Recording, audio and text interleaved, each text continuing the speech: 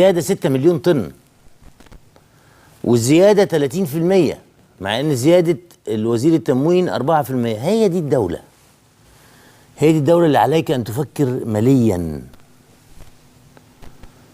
اليوم اللي جاي ده نخرج فيه ولا ما نخرجش؟ هي دي الدوله بمنتهى البساطه، يعني عشان ما نقعدش نعك ونقول ايه الحكايه وايه الموضوع وايه البتاع.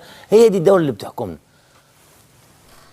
زي ما انت شايف، والوزير بيقول كلام، ورئيس الدوله بيقول كلام، ورئيس الحكومه بيقول كلام، وكله كلام، وفي الاخر قال لك احنا زدنا 150 الف طن عن السنه اللي فاتت. ادي كل الزياده ده، وده الزياده على فكره زياده لانه الزراعه تطورت، فالارض بدات تضخ اكتر من الاول، بدات تدي اكتر من الاول. يعني الفدان كان بيدي كذا ارداب، بقى بيدي اكتر لواحد بتحديث الزراعه، بتحديث الزراعه. يعني ما عملناش اراضي كتير جديده. الدكتور مرسي لما كان موجود قاعد هنا معايا في المكتب ده قال لي ان انا عندي 200 الف فدان هزرعهم بكره. هي دي الخطه المظبوطه للزراعه، لتحسين اوضاع الزراعه، انك تزرع ارض جديده. تزرع ارض جديده، مش تاخد من الارض اللي بتزرع فيها قوطه تزرع لي قمح تبقى حلت لي مشكله. لا، ما انت عملت لي مشكله في القوطه. مش تاخد من الارض اللي مزروع فيها قمح تزرع لي رز وتقول لي خلاص لا يبقى انت عملت مشكله في القمح. لان هي حته الارض هي وبتتقسم، انما الارض دي لازم تزيد عشان ازود محصولات الزراعيه. كلها عايزه تزيد، بس القمح بالذات لانه الرغيف ده عايز شغل. انما انتوا زي ما انتم شايفين الدنيا اخر لخبطه واخر عك. رئيس جمهوريه بيتكلم على 9 مليون طن، ووزير تموين بيتكلم على 3,561 الف طن، 3 مليون و561 الف طن، بزياده قدرها 4% او 3%. ورئيس الجمهوريه بيتكلم عن زياده 30%. ولكم ان تحكموا، ولكم ان تاخذوا القرار، لكم ان تاخذوا القرار. خلي بالك انه مش كل اللي بيتكلم بلسان فيه دين وفيه خلق ده بالضروره بيعمل تصرفات صح.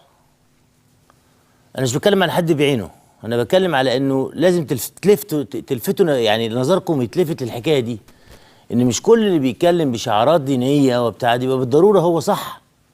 لا، ده حصل في التاريخ كله.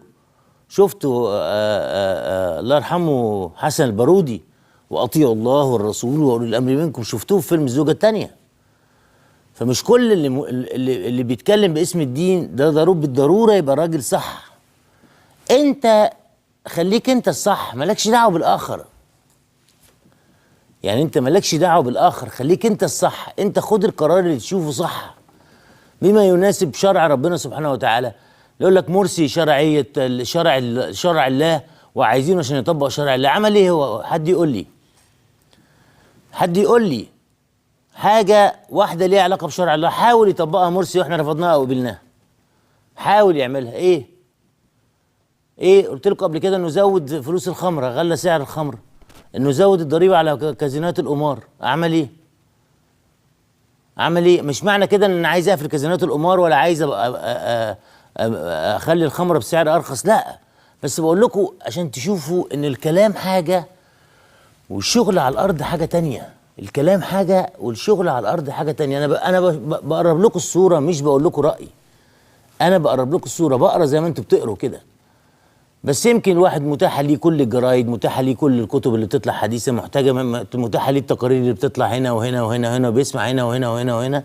فيمكن ظروفه تكون في جمع المعلومات افضل شويه من غيره، لان دي طبيعه شغلنا.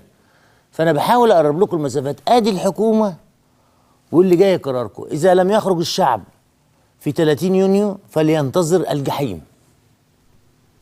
فلينتظر الجحيم. الجحيم هو القادم. النهارده لقاء 3 ساعات بين السيده السفيره الامريكيه باترسون والسيد خيرت الشاطر. ده هنتكلم فيه بعد الفاصل ونشوف حد يكلمنا فيه وبتاع. 3 ساعات السفيره باترسون راحت لخيرت الشاطر في مكتبه باي صفه؟ افهموا بقى اخر الحكايه. لما تعرف ان السفيره الامريكيه بجلاله قدرها راحت ووصلت لغايه مدينه نصر وهي السفاره بتاعتها في جاردن سيتي، راحت وصلت مدينة نصر وقعدت مع خيرت الشاطر 3 ساعات. ايه ده؟ بأي صفة؟ فكر معايا، بأي صفة بتروح السفيرة تقعد مع خيرت الشاطر؟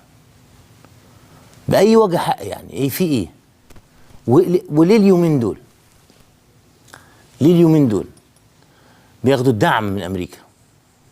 بياخدوا الدعم من أمريكا، وده هنجيب محلل يحلل أحسن مني، بس أنا تصوري إن ده بياخد خطاب الضمان أو خطاب الأمان، ولو إنه لا أمريكا ولا غيرها يقدر يتصدى للشعب، ولما بيخرج الشعب محدش يقدر يقول له غير حاضر. لما الناس بتخرج وهي مقتنعة برسالتها ومقتنعة بيها اقتناع قوي، محدش بيقدر يعمل لهم حاجة، محدش بيقدر يقاومهم. الناس لما بتخرج بتبقى الحالة المكسب مؤكد للناس مش لحد تاني. يلا بقى يعني قوموا إلى الصلاة يرحمكم الله، حان الآن موعد أذان